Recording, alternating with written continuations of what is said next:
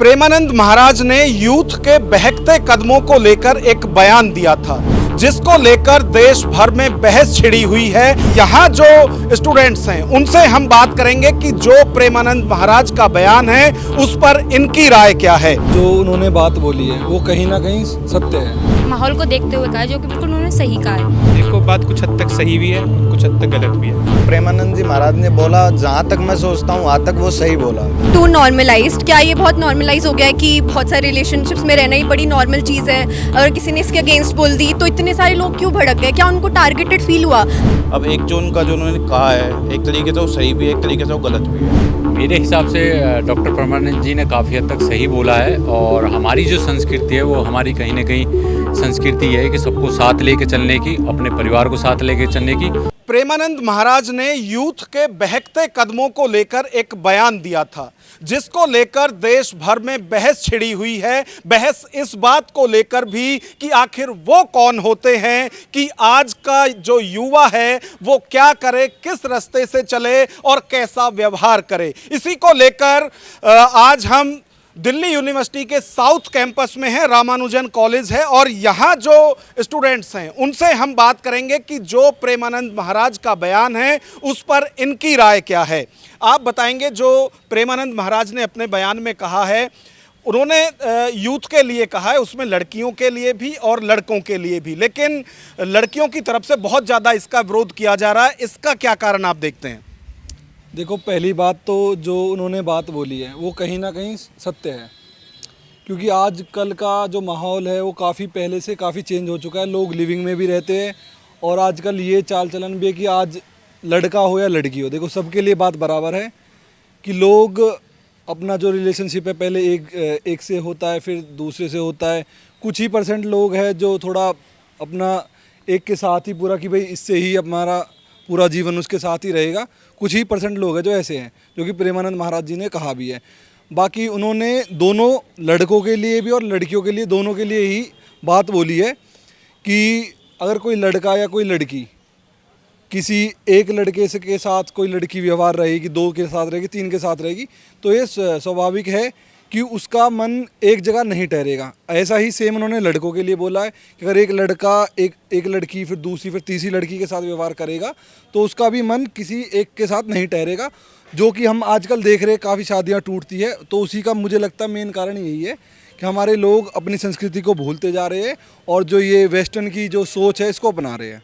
अच्छा, लेकिन इसमें विरोध जो हैं वो लड़कियां क्यों ज़्यादा कर रही हैं? माफ़ी मांगने तक की यहाँ पे बात की जा रही है, FIR करने की बात उन पर की जा रही है। इसको किस तरह से आप देखते हैं? देखो, मेरा मानना ये है कि जो सोशल मीडिया है, न्यूज़ चैनल्स है, काफ़ी मैंने खुद ने देखा है कि उसमें क्लिप जो आधी काट के चलाई जा रही है, जिसमें सिर्फ लड़कियों का ही के बारे में जो प्रेमानंद महाराज जी ने बोला वही सिर्फ दिखाया जा रहा है। उससे सिर्फ ये दिख रहा है कि वो एक लड़कियों का विरोध कर रहे हैं या लड़कियों के लिए टिप्पणी कर रहे हैं, परंतु उन्होंने बोला दोनों के लिए है। अगर हम पूरा उनका उठा के देखेंगे क्लिप, तो फिर लड़कियां भी अगर उसको पूरा देखेंगी तो उनको भी समझ आएगा कि उन्होंने ऐसा कुछ गलत नहीं बोला है। अच्छा, आप मुझे बताएं कि भले ही चाहे दोनों के लिए बोला है, लड़की या लड़का, और जिस तरह से सवाल उठाए जा रहे हैं कि उन्हें ये अधिकार किसने दिया है कि वो महिलाओं के लिए बोलें और इस तरह से कहें कि 10 में से बस 2-4 ही सही हैं। उन्होंने आजकल के जेंजीज को देख के बोला है, जो कि बिल्कुल सही बोला। आजकल के जेंजीज की यही ट्रेंड है कि उनको लिव इन में रहना, ये सब उनको उन्होंने माहौल को देखते हुए कहा है, जो कि बिल्कुल उन्होंने सही कहा है।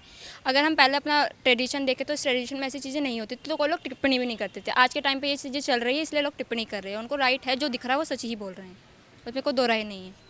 लेकिन फिर भी क्या इस तरह से महिलाओं को लेकर और जो ये टिप्पणी की है उनकी तरफ से, इसको लेकर बहुत ज़्यादा विरोध जो है वो हो रहा है, तो इसको आप किस तरह से देखते हैं? क्या उन्हें माफ़ी मांगनी चाहिए? क्या FIR होनी चाहिए? नहीं, बिल्कुल नहीं होनी चाहिए, बिल्कुल माफ़ी नहीं मांगनी चाहिए। उन्होंने जो किया उन्होंने सही कहा है, उनको भी बिल्कुल हक है बोलने का, उनका खुद का पॉइंट ऑफ व्यू है। उन्होंने अपने पॉइंट ऑफ व्यू को देखते हुए बोला, उनको माफ़ी मांगने का बिल्कुल भी वो नहीं है कि उन्होंने कुछ गलत बोला, क्योंकि उन्होंने कुछ गलत नहीं बोला है।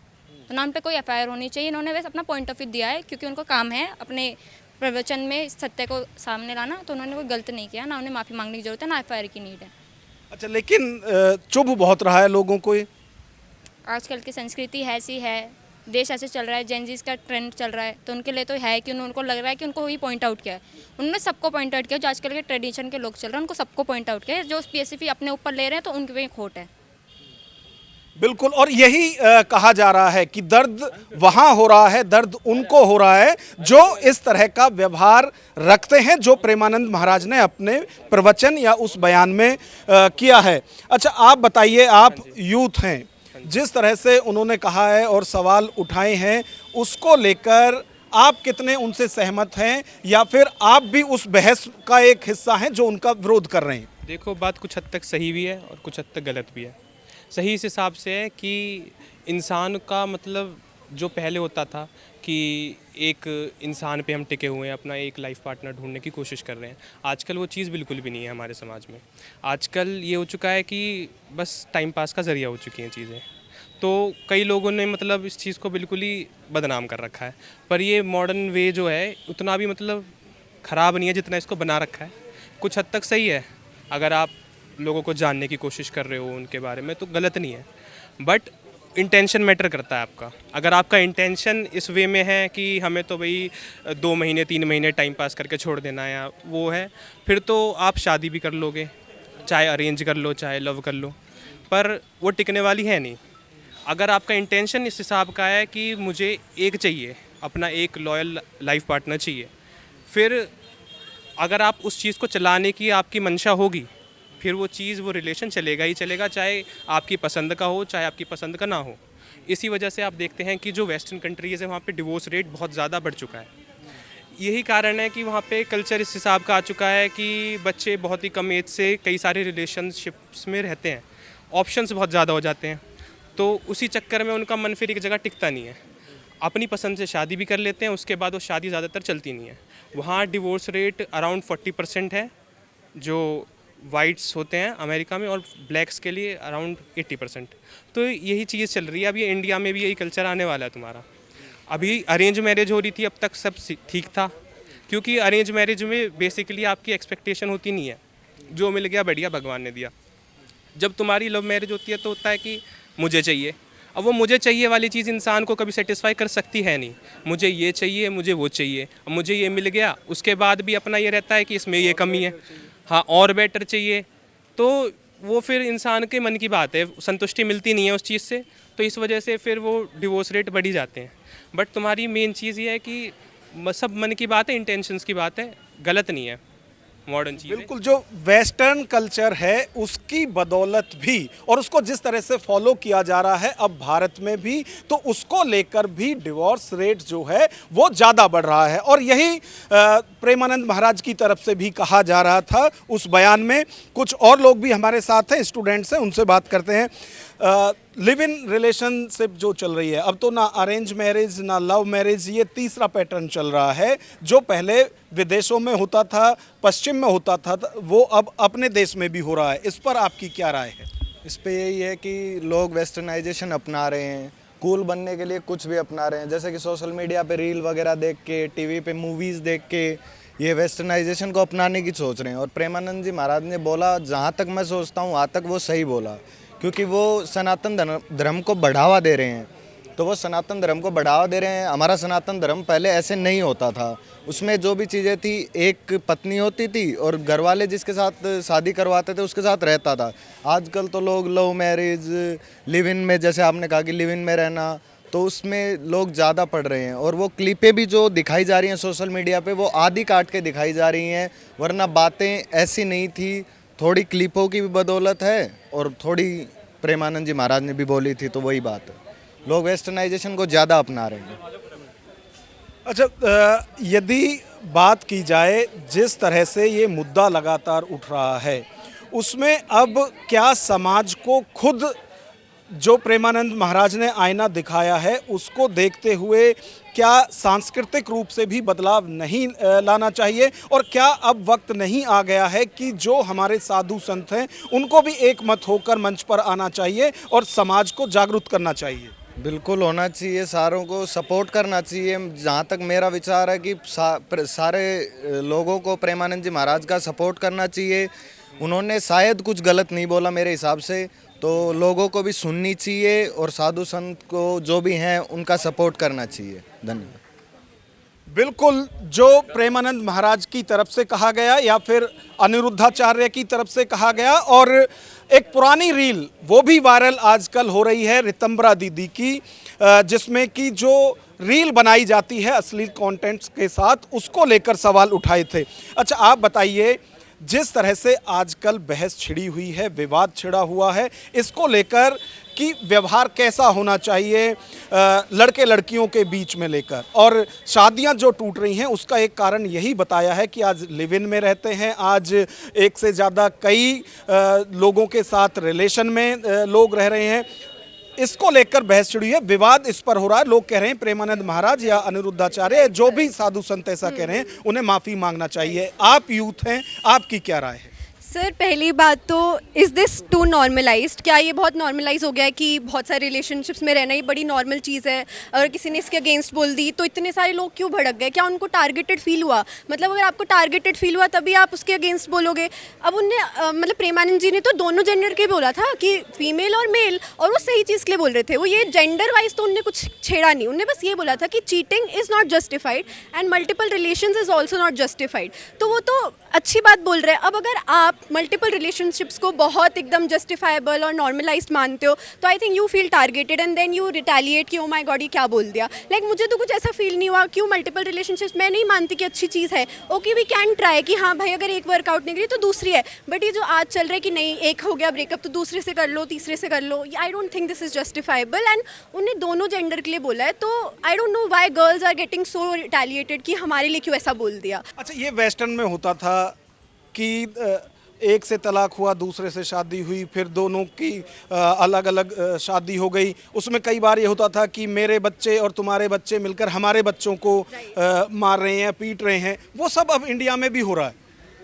आई थिंक पहली बात, हमारे मम्मा पापा की जो मैरिजेस इतनी चली है, वाई? Because they adjusted. अब मैं ये नहीं कह रही कि वुमेन को डोमेस्टिक वायलेंस से एडजस्ट कर लेना चाहिए या फिर गलत के खिलाफ नहीं बोलना चाहिए, लेकिन अगर छोटी मोटी फाइट हो जाती है तो आई थिंक हमें कम्युनिकेट करना चाहिए एंड इस चीज़ पे एकदम ब्रेकअप कर लेना या फिर मैरिज से डिवोर्स लेना, I think that is not justified.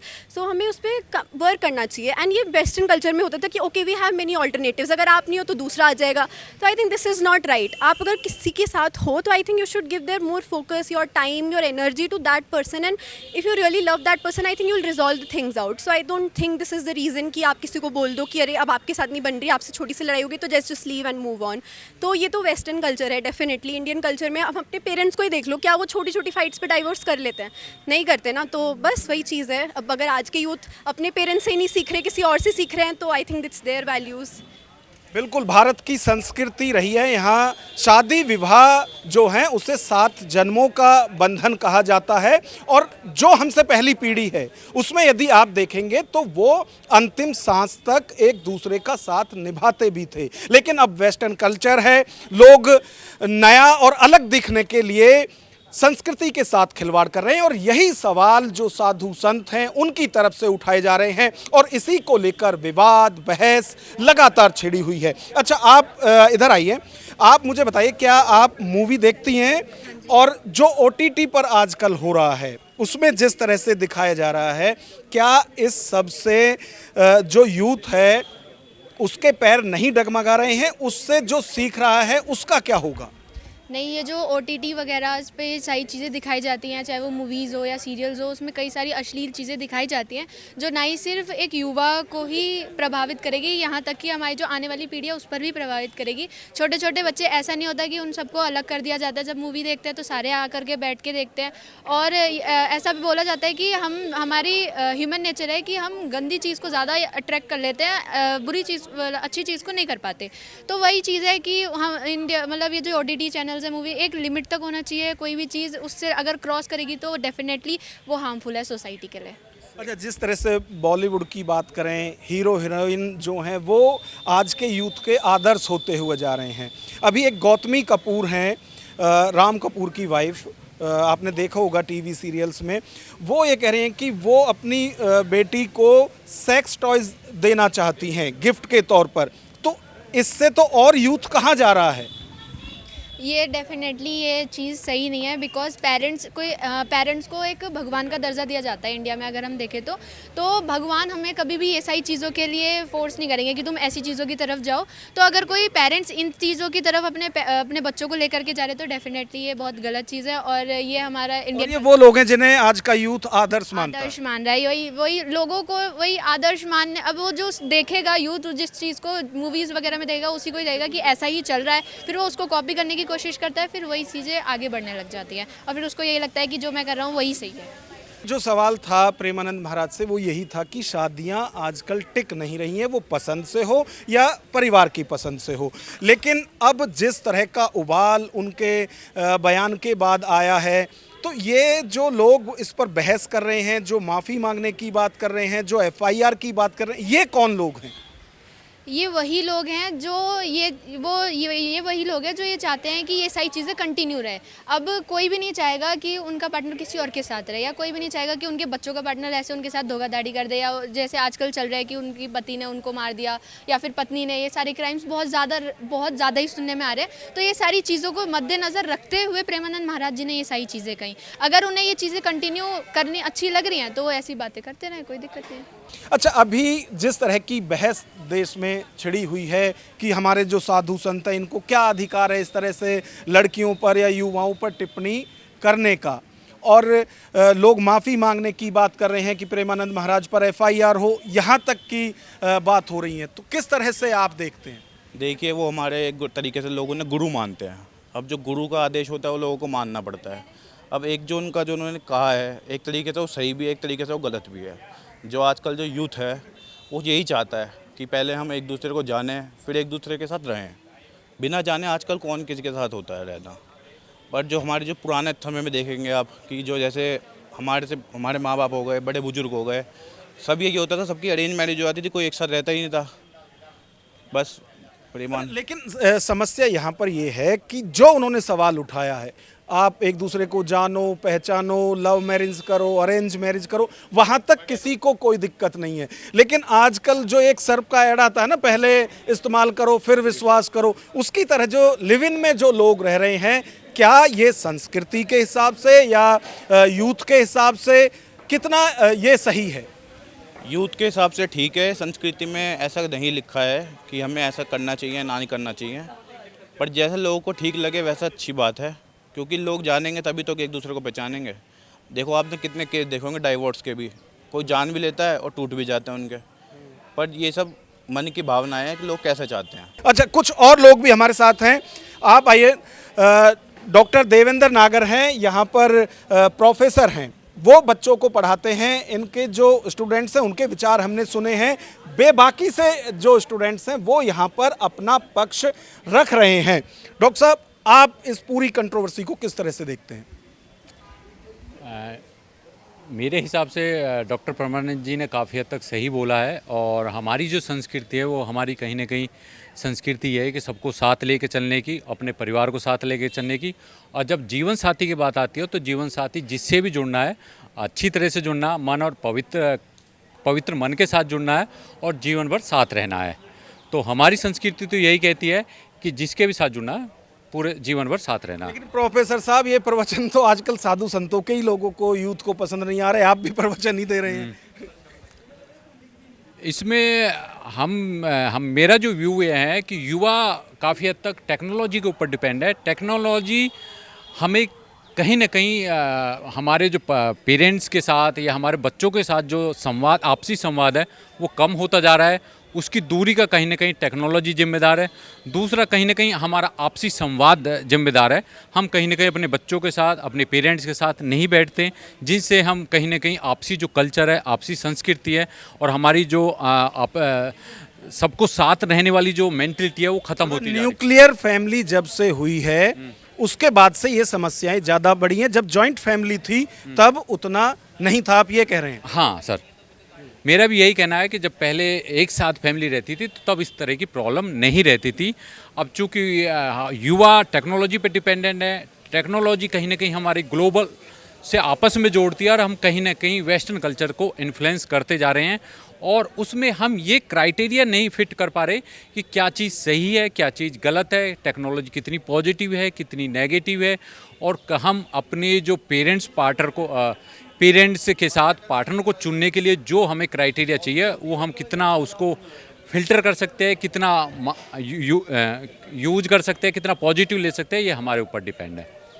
बिल्कुल, जो आज की ये चर्चा हुई है इससे एक चीज़ सामने आई है कि आज हर हाथ में फ़ोन है और उस फ़ोन के साथ हर हाथ में इंटरनेट भी है, जिसने कि पूरी दुनिया को बहुत करीब ला दिया है। तो जो वेस्टर्न कल्चर जिससे अब तक हमारा यूथ अनजान था, दूर था, लेकिन अब जबकि वो फ़ोन पर, इंटरनेट पर इन सब चीज़ों को देखता है, वैसी रील्स देखता है, तो उसकी तरफ अट्रैक्ट होता है और इसी अट्रैक्शन में आज जो यूथ है वो बहक रहा है। हालांकि यहाँ जितने भी स्टूडेंट्स थे ज़्यादातर ने समर्थन किया है कि जो प्रेमानंद महाराज कह रहे हैं वो सही है और भारत की संस्कृति सभ्यता वैसी नहीं है जिस राह पर आज यूथ चल रहा है। इस पूरी खबर पर आपकी क्या राय है, कमेंट बॉक्स में हमें ज़रूर बताएं। नमस्कार।